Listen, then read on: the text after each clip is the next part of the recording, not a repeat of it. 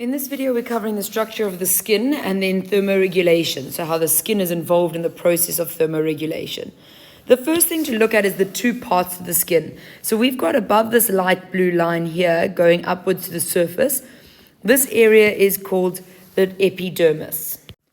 Whereas below the epidermis is the next layer called the dermis. So the epidermis is the top layer. Epi means upon or on top, and then anything below that is the dermis. Now, some structures originate in the dermis and extend up into the epidermis, like your sweat ducts, your hair follicles, for example. But generally, your epidermis is where the skin pigment is found. You have the 4 layers there of the epidermis as well, looking at the horny layer, which is the topmost layer. Then you get the non-granular layer, which is a clear layer just below it. Then you'll get the granular layer and the germinative layer, which is the lowest layer, which contains actively dividing cells. I don't often see that getting asked, though. Then the dermis will contain most of the business end of the blood. So I'm going to remove these 2 labels while we do the individual structures of the skin. So the first structure that stands out to us is this hair follicle that is protruding out through the surface of the skin.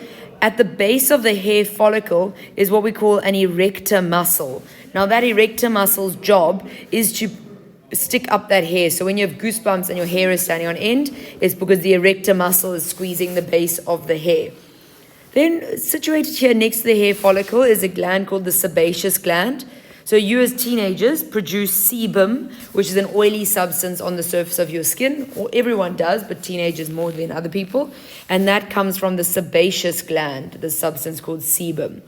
Now don't get that confused with this gland and duct over here.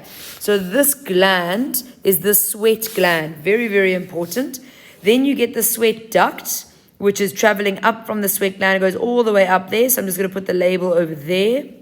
And then the top of the sweat duct is the sweat pore, where you can see in this image here, sweat is being released. So you've got the sweat gland, the sweat duct protruding through the dermis up into the epidermis and releasing sweat there through the pore.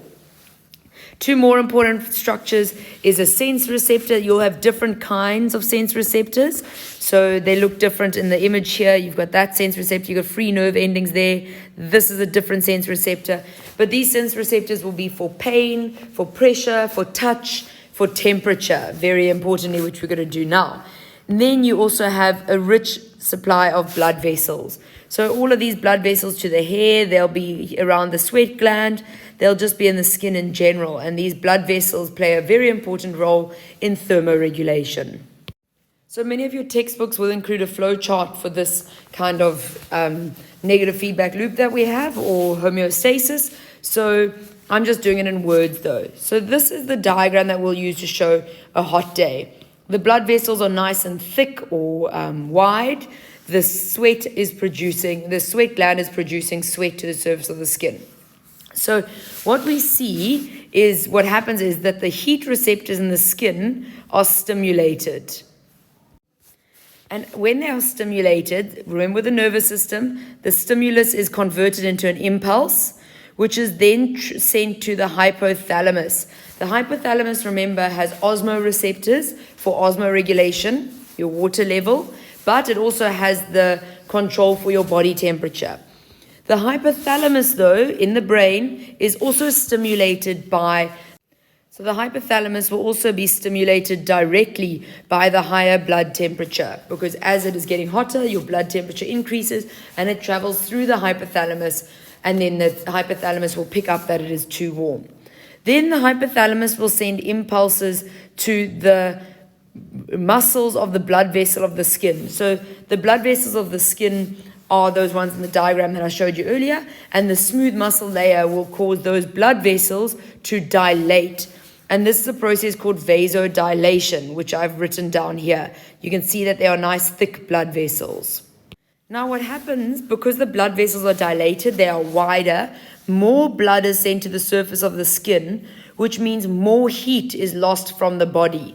So that just means that the blood is coming into contact with the air outside, well, not direct contact, but then heat is naturally transferred from the high temperature in the blood across the skin layer to the outside environment, and that causes heat loss. The other thing that happens is the increased blood supply activates the sweat glands more. So more sweat is produced through the sweat glands, produced up through the sweat duct. And then that also means that more heat is lost through the evaporation of sweat. That is how we cool down from sweating. That liquid sweat evaporates and becomes a gas, which then will return our body temperature back down to normal. On a cold day, it is just the exact opposite. So again, you learn one scenario really, really well, and then just learn it's the opposite adjective. So here, on a cold day, cold receptors in the skin are stimulated. The stimulus is always converted into a nerve impulse. The impulse always travels to the hypothalamus. And then the low blood temperature, instead of the high blood temperature, will stimulate the hypothalamus directly. The nerve impulses are still sent from the hypothalamus to the blood vessels of the skin. You don't just say blood vessels, you say blood vessels of the skin. But now instead of dilating, it causes them to constrict. And that is called vasoconstriction. So vasoconstriction, you can see these blood vessels are physically narrower. I'll show you the comparative photo in a bit. Which means less blood will be sent to the surface of the skin. So less heat is lost from the body because that blood is carrying heat. And if it's in a lot of contact with the external air, it will be a cold environment around it, which means heat will naturally leave the blood. So that doesn't happen. And that also means less sweat is produced, so less heat is lost through the evaporation of sweat.